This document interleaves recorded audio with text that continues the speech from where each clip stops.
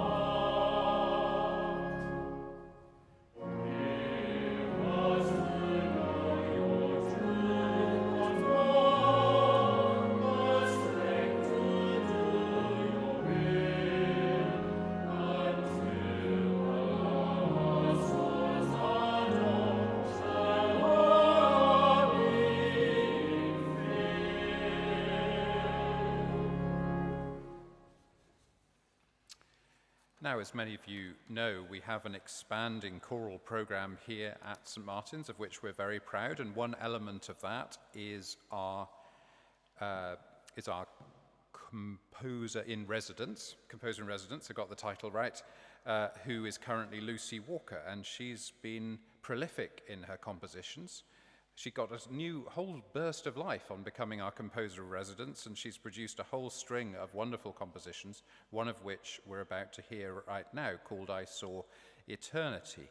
It has her characteristic elegant simplicity that characterizes all of her compositions, and she takes the opening words of Henry Vaughan's poem The World, delicately evoking Vaughan's understated reverie. In his words, I saw eternity the other night like a great ring of pure and endless light. And that's going to be followed by the Norwegian-American composer Ola Gjeho, his composition, The Northern Lights. Now, this is an interesting piece because the words come from the Song of Songs in the Old Testament, not obviously a cosmological piece of writing, but there is a clue about how he puts the two together. So before going on to that, the Northern Lights, I'm sure you're all experts on cosmology, so what I'm going to tell you is obviously second nature to you all, but in case there's one or two people who aren't familiar with the Aurora Borealis, as the Latin speakers among us call it, they're dancing waves of light, energized particles from the sun thud into the Earth's upper atmosphere at speeds of up to 45 million miles per hour. But our planet's magnetic field protects us from them. As Earth's magnetic field redirects the particles towards the poles, the dramatic process transforms into a cinematic atmospheric phenomenon. I know you all knew that, but I thought you'd just benefit from hearing it again.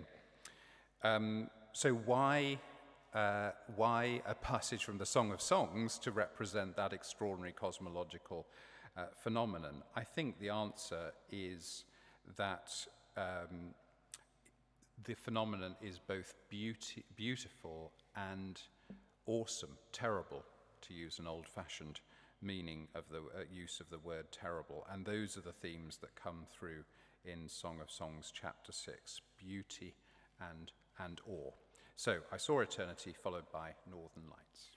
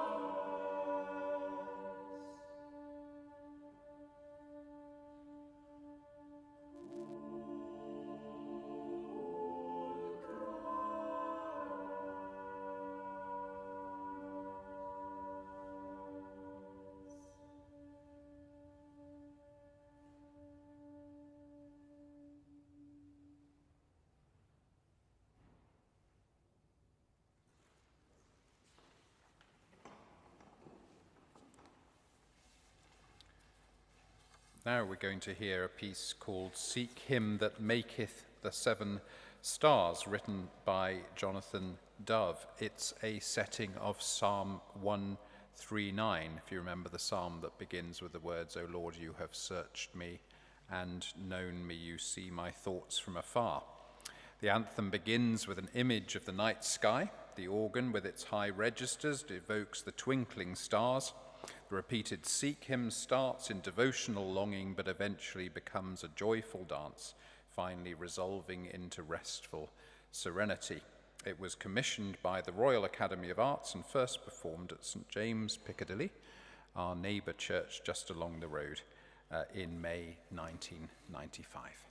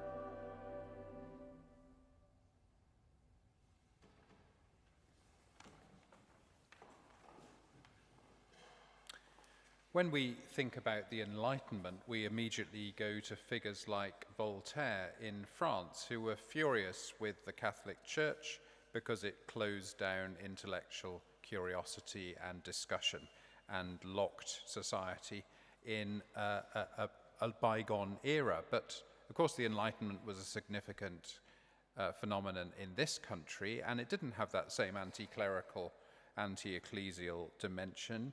It was probably, and I'm obviously making a massive historical generalization here, detonated by two complementary factors. Firstly, the response to the Civil War in the 17th century, and therefore the idea of trying to find a form of truth that didn't involve people killing each other, but also by Newtonian physics, which was a whole scientific revolution in its time. And the hymn we're about to sing together comes out of that second trajectory, because faith had to respond to Newtonian physics, and one particularly influential strand was what's known today as the argument from design. That's to say, somebody had to put it all here, is the basic explanation of the argument for design. So Joseph Addison published an article in The Spectator, which of course is still going, in 1712, commending practices for strengthening faith, particularly harmonizing scriptural faith with Newtonian physics. Addison argued in these words, "The Supreme Being has made the best arguments for his own existence in the formation of the heavens and the earth, and these are arguments of which a man of sense," I don't know if there's any of those here today, but which a man of sense cannot forbear attending to, who is out of the noise and hurry of human affairs. And then, at the end of his article, he offered the poem we're about to sing, which has been turned into a hymn with the tune appropriately known as Addison's, named after him.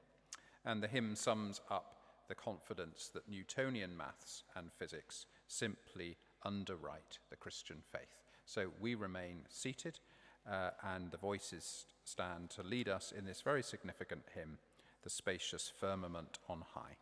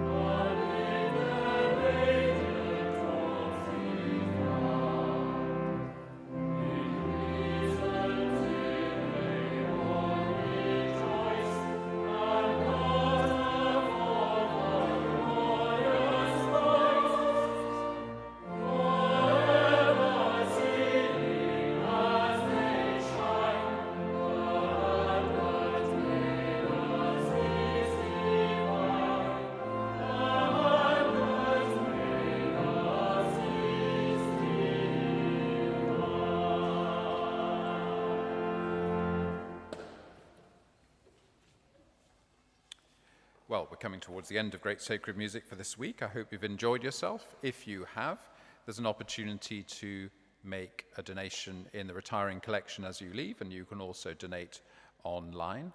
But as I said earlier, this is an expanding musical program here at St. Martin's. And I mentioned the Composer in Residence program, which is one of several programs that have developed in the last few years. If you want to invest in that more seriously and support what we're doing here together, there's details on the back of the sheet about how you can join our patrons program. Now, we're going to finish with a rather more light touch version of the same theological point that the Ola Gieho piece is making, because the fundamental issue about the cosmological questions that are raised by Newtonian physics, and obviously sending all kinds of small mechanical objects into space to take photographs of the far extent of the universe and so on, is the central question: is the universe basically a mechanism, or is it something with a purpose? Is it actually underlain by love? The point about the Song of Songs piece, Northern Lights, that Gieho's making, is the same as the piece we're going to finish with, although this might be seen as a more trivial piece, shall we say. The same theological point is being made, that undergirding all the wonders of space is a purpose of love. So we're going to hear "Fly Me to the Moon," written in 1954, didn't really go viral until Frank Sinatra covered it in 1964, after which it became closely associated with NASA's Apollo space program for obvious reasons. It became the first music heard on the moon when it was played on a portable cassette player by Apollo 11 astronaut Buzz Aldrin after he stepped onto the moon in 1969. So quite an accolade for this piece of music. Thanks for joining us.